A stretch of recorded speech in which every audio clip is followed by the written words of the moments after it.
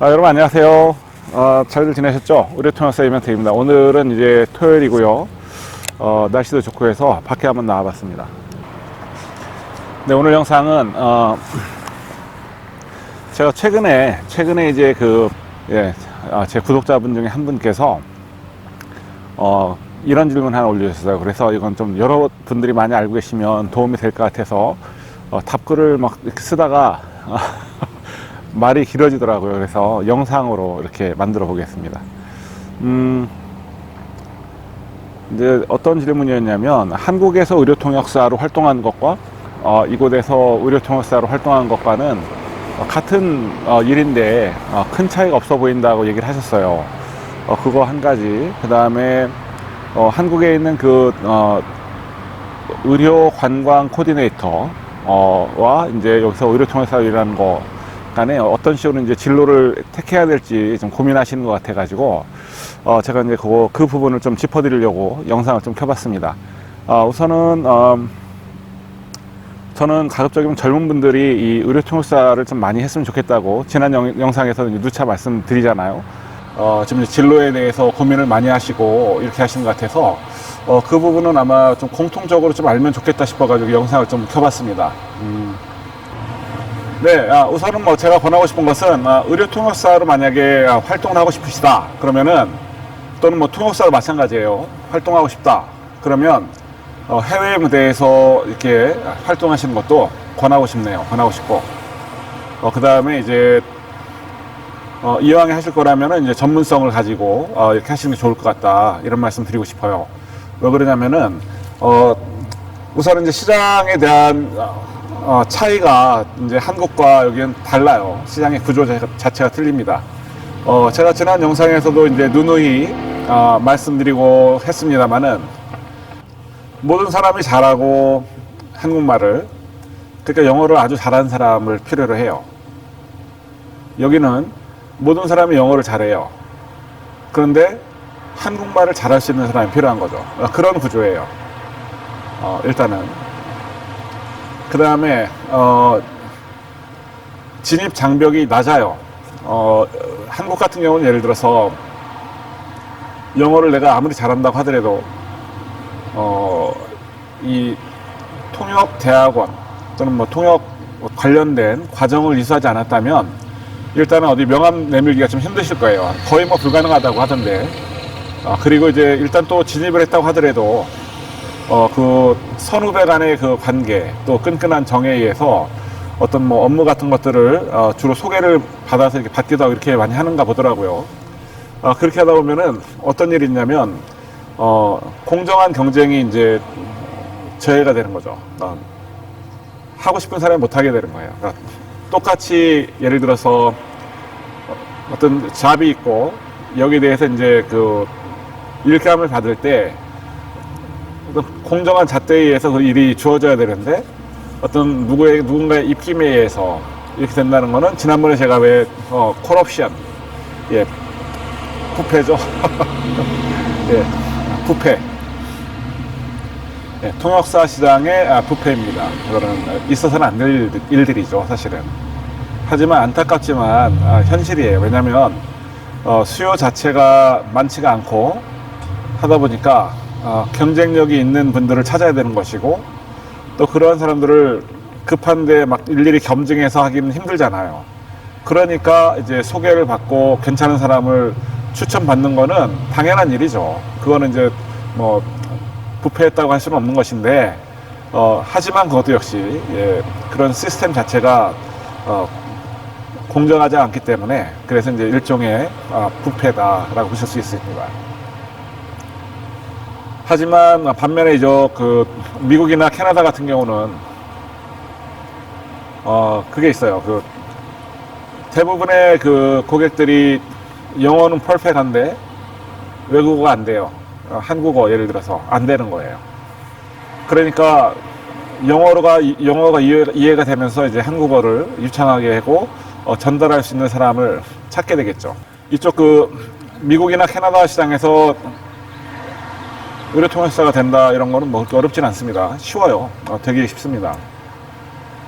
의료통역사 같은 경우도 예를 들어서 뭐 40시간 정도의 그 과정을 이수하면 기본적인 그 통역의 어떤 그런 역할 이런 것들을 알게 될 거고요. 그 다음에 이제 그 다음부터는 자기가 쌓아나가고 실력이거든요. 뭐 자격증도 따실 분들도 계실 거고 그렇게 하는데 중요한 거는 이제 스펙이 중요한 게 아니고 여기서는 이제 능력이 중요합니다. 사실은 개인의 어떤 그런 마케팅이라든지 아니면은 어떤 그 커스터머 서비스 그죠?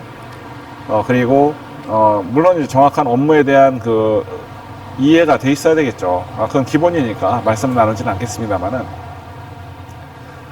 가장 중요한 거는 이제 그 customer satisfaction입니다. customer satisfaction. 고객 만족이 있어야 되죠. 고객의 만족인데 이거는 고객이 왕이다 이런 개념은 아니에요. 그분들이 이제 돈을 낸 만큼 나도 거기에 대한 시간을 할애해서 업무를 해주는 거기 때문에 이 사람들이 그 요청하는 시간대만큼은 돈을 받잖아요. 그러면 그 시간대만큼은 제 개인의 시간이 아니라 그분들이 저를 고용한 그 시간대죠. 그러면 그 돈에 대한 가치가 이제 있을 텐데 여기에 맞는 서비스를 정확하게 해줌으로써 고객들이 만족을 해야 되고 그 다음에 이제 Return on Investment ROI잖아요. 그죠? 투자를 했으니 거기에 대해서 돌아온 게 있어야 될 거 아니에요. 이게 돌아오는 게 만약에 형편없다 이럴 때는 기본적으로 안 되겠죠. 그럼 그때부터는 그 다음부터는 이제 고객들이 그 통역사는 안 부르게 되는 겁니다. 그래서 중요한 거는 이제 customer satisfaction 아주 제일 중요합니다. 제일 중요하고 그 다음에 이제 모든 프리랜서들이 똑같아요. 연예인들 그 다음에 통역사 똑같습니다. 이제 어디 회사에 이제 소속이 돼서 일하지 않는 이상은 자기 스스로가 하나의 상품이에요. 그러니까 상품이기 때문에 잘 이렇게 잘 보이게 진열해 놓고 예쁘게 이렇게 포장도 하고 이렇게 해야 되는 부분이 필요하죠. 통역사들도 그게 아주 필요한데 그런 부분을 이제 잘해서 나 스스로를 exposed 잘 노출될 수 있게 사람들 눈에 띌 수 있게 하는 것은 자신의 책임이죠. 그렇게 해야 되는 부분이고 그래서 이제 통역사들 같은 경우는 이제 실력도 중요하고 그 다음에 커스터머 세티스팩션 할 수 있도록 해주는 그런 거 중요하고 그 어떤 자세 같은 것들이잖아요. 그래서 사람이 이제 뭐 대화를 나누다 보면은 말이 뭐 아주 뭐 발음이 유창하기 때문에 이 사람을 이렇게 좋게 생각하는 게 아니잖아요. 근데 이 사람의 어떤 그 기본적인 자세, 그 자기의 어떤 그 일에 대한 충실성, 열정 이런 것들이 중요하죠.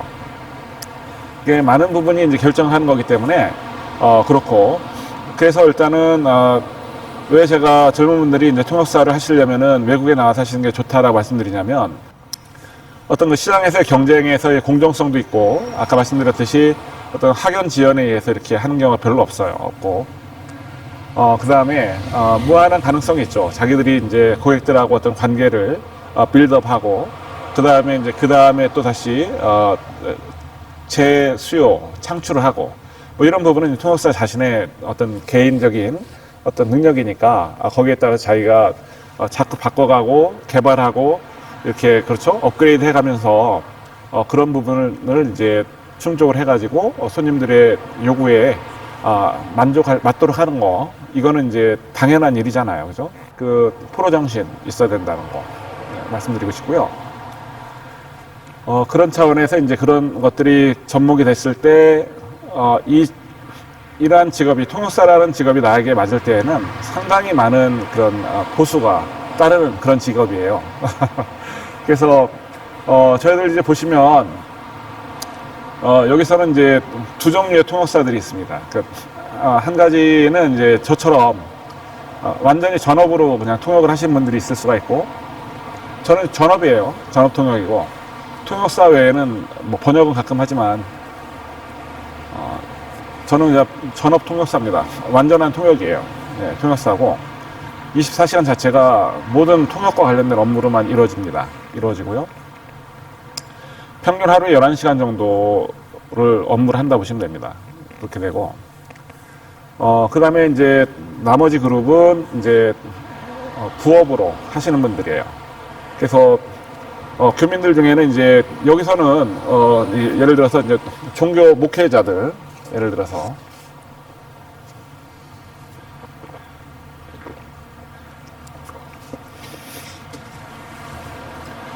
그래서 예를 들어서 이제 목회하신 분들 있잖아요. 목사님들이나 이렇게 우리나라 같은 경우는 이제 주 7일 풀타임으로 교회 소속해서 하시잖아요. 근데 여기서는 웬만하면은 이제 그 자기의 본업이 있고 그다음에 주말에 가서 이제 뭐랄까요 목사로서 이제 업을 하시고 목회 활동 하시는 그런 식이에요. 그래서 어떤 변호사 하신 분이 뭐 목사일 수도 있고 아니면 세븐일레븐 주인이신데 목회하신 분들도 있고 그렇습니다. 그렇다고 해서 이분들이 신앙적으로 뭐 뒤처진다거나 이런 건 절대 아니죠. 그죠?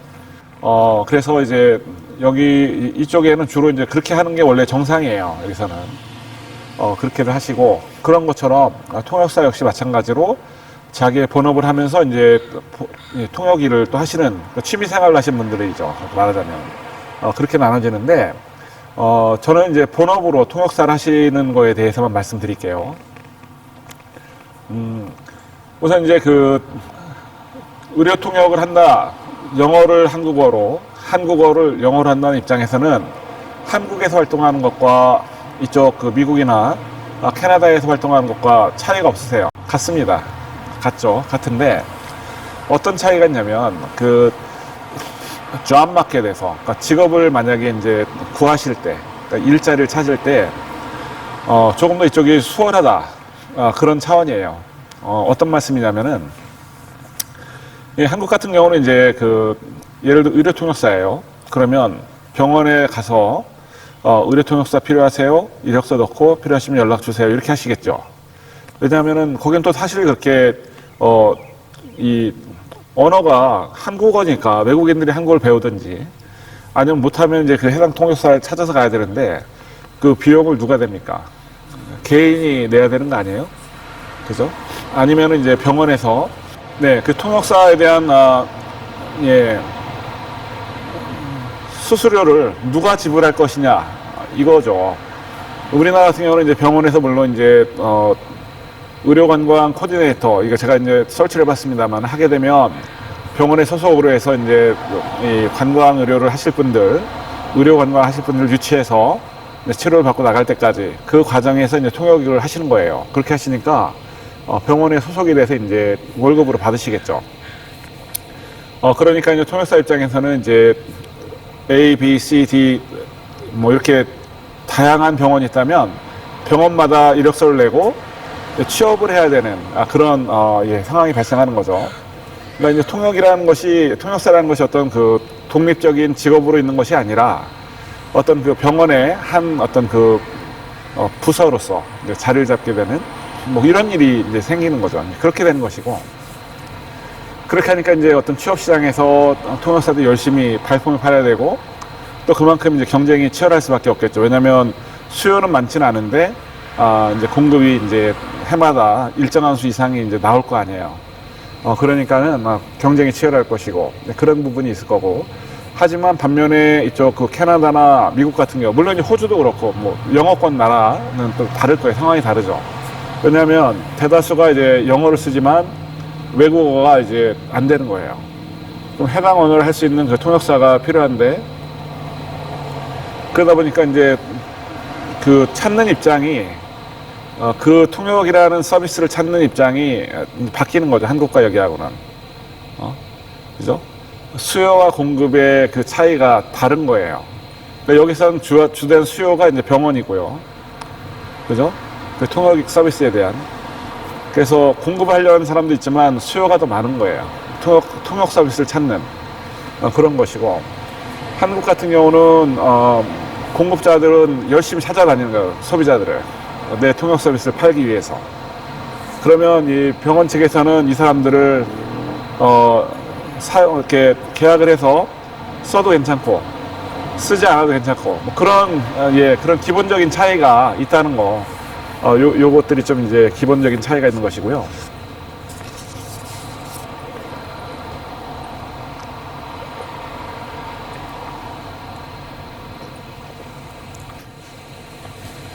근데 기본적으로 이제 그런 예, 차이가 있습니다. 그런 차이가 있고. 그러다 보니까 여기서는 이제 원 고객이 누가 되냐면 의사들이에요. 의료진들이에요. 의사, 간호사, 물리치료사, 아니면 뭐 언어치료사, 뭐 이런 분들이 이제 이 언어 서비스를 찾게 되는 것이죠. 찾게 되고, 한국 같은 경우는, 의료진도 있지만, 통역사도 이제 자기의, 서비스를 해야 되는데, 너무 많은 사람들이 이제 서비스를 공급하려고 하다 보니까, 공급이 원래 수요보다 많으면 가격이 떨어지겠죠. 떨어질 거고, 그러다 보니까는 이제 낮은 단가로 이제 일을 해야 되는 그러한 어떤 일들도 있을 수가 있습니다. 그래서 이제 그런 부분 같은 경우는 많이 우리가 이제 생각을 해서 이제 하셔야 되는 것들인데, 네, 그런 부분을 이제 많이들 이제 생각을 해서 하셔야 되는 그런 부분들인데, 우리가 이제 수요와 공급이 어디가 더 많으냐를 찾으셔야 되는 거죠. 그래서 일단은 한국 시장 같은 경우는 통역사에 대한 수요보다 공급이 많기 때문에 경쟁이 일단 치열할 거고, 이제 단가도 대부분 떨어질 거예요. 근데 아주 특수한 경우, 아주 중요한 어떤 회의 같은 거 할 때는 물론 단가가 정해져 있기 때문에 그 요율로 가는데, 그러한 일들 자체가 이제 공급되는 것 자체가 기존에 있는 그 라인들에 의해서 이제 배치가 되니까 신규 통역사가 시장에 진입해서 그런 일감 따기라는 거는 상당히 힘들다. 이런 상황인 거고, 이 미국이나 캐나다 같은 경우는 공급보다 수요가 많은 거예요. 그러다 보니까는 이제 아무래도 그렇게 되면 어떻게 되겠어요? 단가가 올라가겠죠. 올라가고, 그러니까 이제, 이 일하는 사람들 입장에서는 굳이 단가를 낮추지 않더라도, 가격 협상 같은 거 할 때 좀 유리하게 할 수 있는, 그런 부분이 있는 거죠. 있는 거고. 그렇습니다. 예, 아시겠죠? 그 수요와 공급이 다르다는 거예요. 그 수요하는 수요의 크기와 수요하는 측이 누군지, 그 다음에 공급자, 그러니까 이 서비스, 통역이라는 서비스를 공급해주는 저희 같은 통역사들이 이렇게 제한돼 있기 때문에 이 시장 균형이 아무래도 이제 조금 더 이 통역사들에게 유리하게 맞춰져 있다는 거. 그걸 말씀드리고 싶고요. 그래서 이제 기본적으로 이제 통역하는 부분은 같지만 그런 게 있다는 거 말씀드리고, 그 다음에 이제 말씀드리고 싶은 것은 이제 전문성인데, 일반 의료 통역사가 다른 통역을 할 수는 있어요. 예를 들어서 이제 뭐 어떤 기업에서 연수로 왔어요. 여기에 대한 어떤 통역을 할 수 있습니다. 저 같은 경우도 자주 나가거든요. 그래서 어떤 때는 하루 8시간 통역을 하고 오기도 해요. 단가도 셉니다. 센데 힘들어요. 많이. 뭐 2시간 강의하고 15분 쉬고 뭐 이렇게 해야 되는데, 저는 이제 앉아서 하고 이렇게 하는 건 괜찮지만 서서 하는 거는 잘 못하겠더라고요. 그런 부분이 이제 신체적으로 이제 뭐 젊으신 분들은 조금 할 수가 있겠지만, 저는 이제 아직은 이제 편하게 이제 가는 걸 원해요. 그래서 무리해서 이렇게 하는 걸 좀 원하진 않는데, 다른 통역도 할 수는 있어요. 할 수 있고. 하지만 일반 통역사들이 의료 통역하는 거는 힘들어요. 힘든데 왜 그러냐면 그 한국과 여기와는 좀 차이가 좀 있을 수밖에 없어요. 한국에서는 의료진들이 이제 그 의료 서비스를 제공하는 입장이잖아요.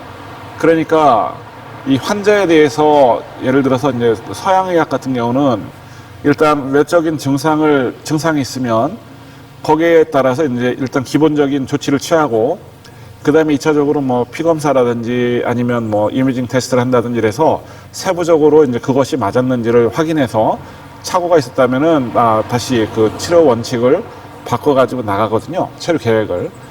그렇게 나가는 것들이니까, 뭐 일단 의료 통역이 이 사람의 어떤 증상만 이해할 수 있다면 사실은 통역 서비스 필요 없어요. 거기서는 자기들이 치료하면 되고, 더군다나 우리나라 의사분들은 설명을 잘 안 해주잖아요. 그죠? 안 해주죠.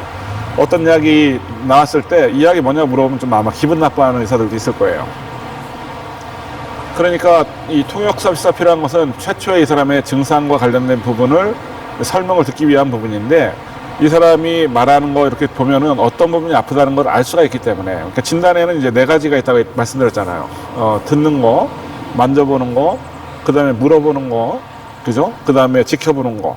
이렇게 네 가지 방법을 쓰는데, 꼭 굳이 물어보지 않더라도 증상 보고 이렇게 해서 하면 일단 4분의 3, 75%는 가능하기 때문에 굳이 의료통역사가 없더라도 이 환자를 보는 데는 지장이 없고, 또 이 사람을 아주 긴급한 상황이 아니라면 굳이 의료통역사가 필요 없을 수도 있다.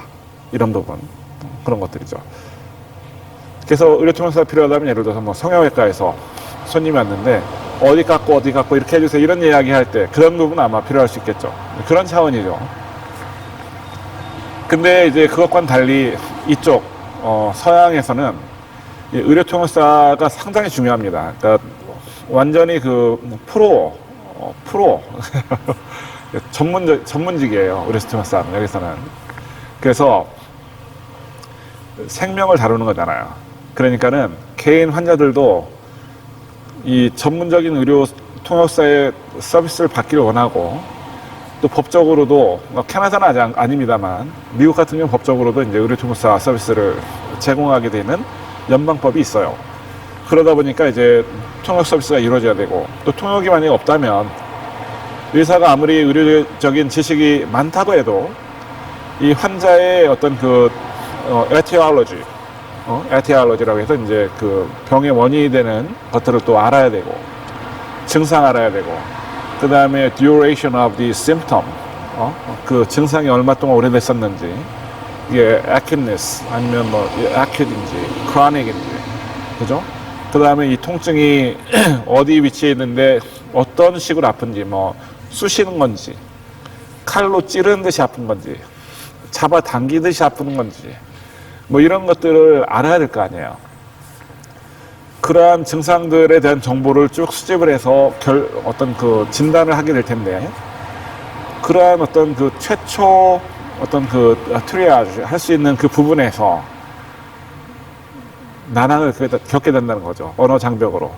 그렇기 때문에 이제 이 전문적인 통역사를 써서 이렇게 해야 되는데, 여기는 개인의 어떤 그 생명과 그 다음에 개인에 대한 어떤 의료적인 그런 처치에 대한 부분이 아주 중요하잖아요. 법적으로 딱 돼 있잖아요. 그죠? 약을 하나를 주더라도 내가 이 약을 어떤 약인데 몇 밀리그램이고 어떠한 이유로 준다는 거를 얘기를 해주고 주거든요. 이 미국에, 캐나다 아니고,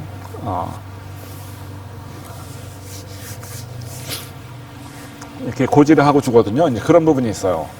그래서 이제 그런 부분에 대한 것도 일일이 통역사를 연결해서 해줘야 되기 때문에 수요가 높을 수밖에 없죠, 그죠? 높을 수밖에 없고.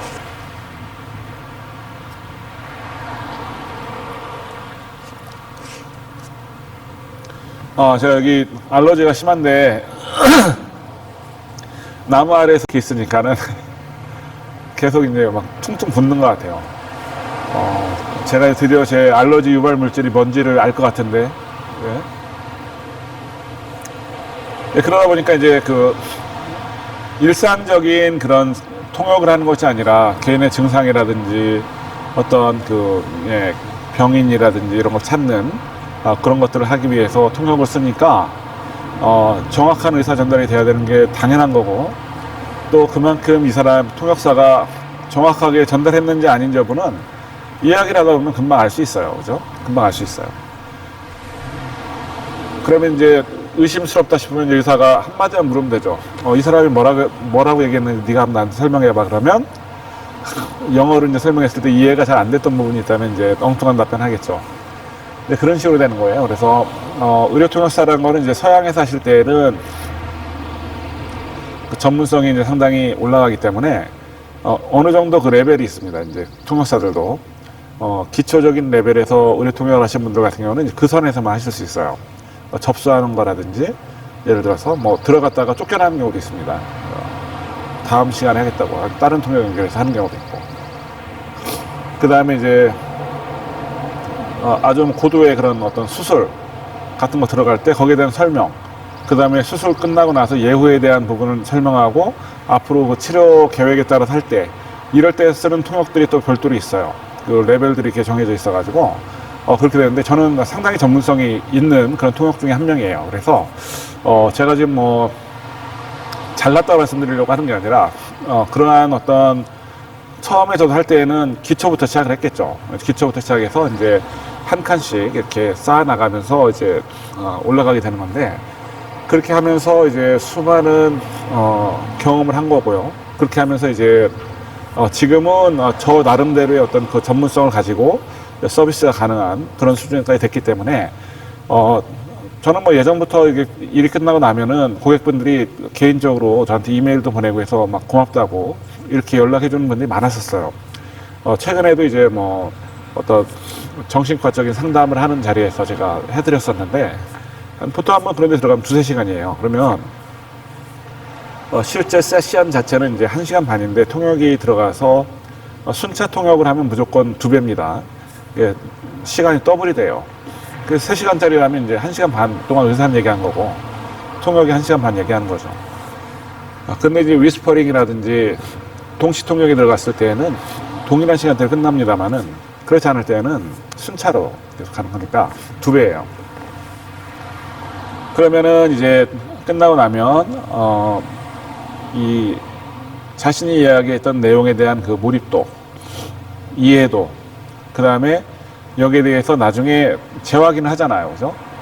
어떻게 이해를 했는지, 이런 거에 대해서 답변이 정확하게 나오고, 그 환자가 또는 환자의 가족이 어떤 불만 없이 정확하게 이렇게 팔로우업 할 때, 이때는 이제 그 제 고객인 의료진들의 만족도가 당연히 올라가겠죠. 그렇게 되면 이제 기록을 해놓는 거예요. 그래서 이 사람을 나중에는 다시 찾게 되는 거죠. 고객이 이제 선택을 하는 것이죠. 그렇게 되는 일이 이제 벌어지게 된다면 통역사로서는 이제 성공한 거다, 이렇게 보시면 됩니다. 그래서 그것은 제가 다른 어떤 선배 통역사에게 소개를 받아서 일감을 따는 게 아니잖아요. 제가 스스로 일을 열심히 했고, 또 거기에 대해서 이제 만족감을 가진 고객이 저에게 다시 또 제 서비스에 대한 재구매 의뢰를 하는 거니까, 그렇게 이제 일이 진행되는 거죠. 그런 차원에서 이제 말씀을 드리는 겁니다. 그래서 이 시장의 구조 자체가 다르고, 그 다음에 이 어떤 업무에 대한 그런 흐름 자체가 틀리기 때문에 이 통역 서비스에 대한 수요, 그 다음에 그 수요의 어떤 그런 요구된 내용들, 이런 것들이 한국에서 일하시는 것과 여기서 통역사로 일하시는 거는 그런 기본적인 차이가 있습니다. 그래서 이제 제가 젊으신 분들한테는 이 해외 오셔가지고 여기서 이제 통역사를 하시는 게 유리하다 말씀드린 거고요. 또 한 가지는 이제 그 통역사로 아무나 일을 할 수 있느냐. 일단은 여기서 일하시려면은 이제 취업할 수 있는 그 자격이 있으셔야 돼요. 뭐 영주권이 있으면 제일 좋고, 기본적으로 취업 비자가 있다고 한다면, 결혼하신 분들은 이제 신혼 같은 경우들은 남편이나 부인이 여기서 취업 비자가 있을 때 배우자에게도 이제 그 일을 할 수 있는 비자가 나오는 경우가 있거든요. 그런 걸 알아보셔가지고 취업 자격이 있을 때는 여기서, 취업 자격이 있을 때는 여기서 일하시는데 문제가 없으세요. 네, 그런 것들. 그래서 이제 그렇게 한 가지씩 이제 퍼즐 맞추듯이 이렇게 맞춰 나가시면은 올라가려고 하는데 이 길이 아니야. 그러면 잠깐 허물고 옆으로 또 갈 수 있잖아요. 그런 식으로 맞춰 나간다고 보시면 되고, 제일 중요한 거는 일단 첫 발을 떼시는 겁니다. 첫 발을 떼시는 게 중요하고, 몸으로 한번 부딪혀 보세요. 그러시면은 가면서 길이 보이는 거죠. 그죠? 처음 시작할 때는 안 보이잖아요. 자기 그 문밖에 안 보일까요? 자기 집 앞 문밖에 안 보이죠. 그런데 내가 어디를 가겠다고 결정하고 길을 떠나서 걸어가는 순간 산도 보이고 들도 보이고 강물도 보이고 어디로 가야 될지가 보이시는 것처럼 같은 원리입니다. 그래서 일단은 생각이 정해졌다면 뭐래도 일단 가까운 걸 하시는 거죠. 하시게 되면은 이제 길이 보이니까 너무 걱정하지 마시고, 젊은 게 자산이잖아요. 그죠? 젊은 게 재산이에요.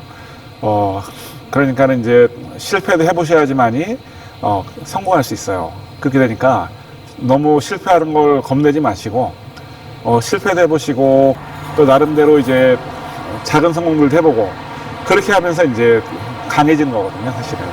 그러니까는 너무 어렵게 생각하지 마시고 한번 해보시라고 권하고 싶어요. 그래서 가장 첫 번째는 뭡니까? 만약에 내가 돈이 없어요. 그러면 뭐 워킹 할리데이라든지 뭐 이런 것도 괜찮고, 그죠? 그 다음에 뭐 교환 학생 같은 거로 해서 와서 이제 파트타임을 일하면서 하시는 것도 괜찮고. 그래서 한번 이제 부딪혀 보시고, 그 다음에 여기 있는 동안에 영어도 많이 익히고, 그 다음에 또 이런 분야에 대해서 있는 사람들 또 만나서 또 통역사분들한테 연락하셔가지고 진로에 대한 것도 한번 직접 들어보시기도 하고.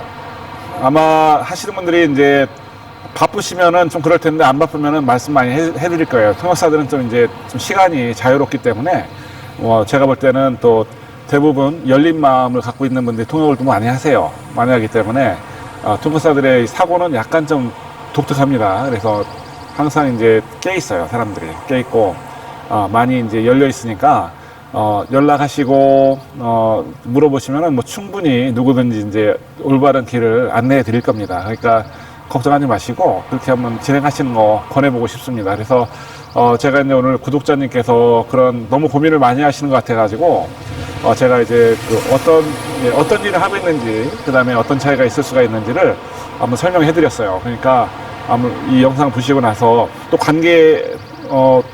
특히 젊은 친구들, 지금 뭐 10대, 앞으로 진로가 걱정된다 이런 분들은 한번 자신의 꿈이 뭔지 찾아가지고 해보시는 것도 뭐 나쁘진 않을 것 같습니다.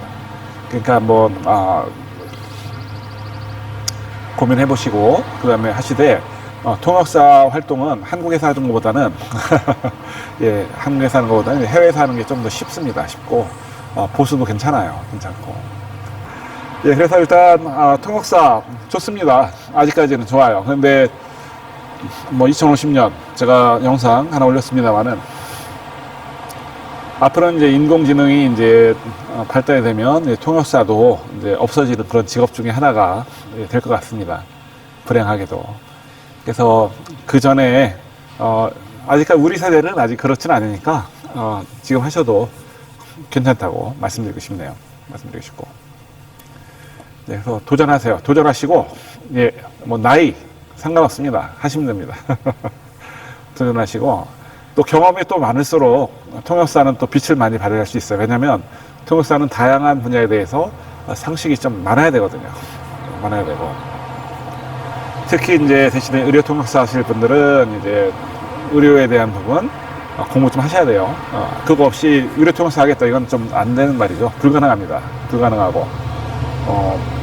통역하러 들어갔다가 망신당하고 나갈 수 있으니까 의료 통역 하시는 분들은 늘 이렇게 의료적인 어떤 용어라든지 의학적인 상식 같은 면에서 많이 알고 계셔야 돼요. 많이 알고 계셔야 되고, 이제 그런 차원이니까 공부도 게을리 하시면 안 됩니다. 매일매일 보셔야 되고, 신문, 뭐 온라인 요즘 나오니까 영자 신문들도 많이 보시고, 이렇게 하시면 되겠어요. 그래서 이제 문무를 겸비한 무는 아니구나.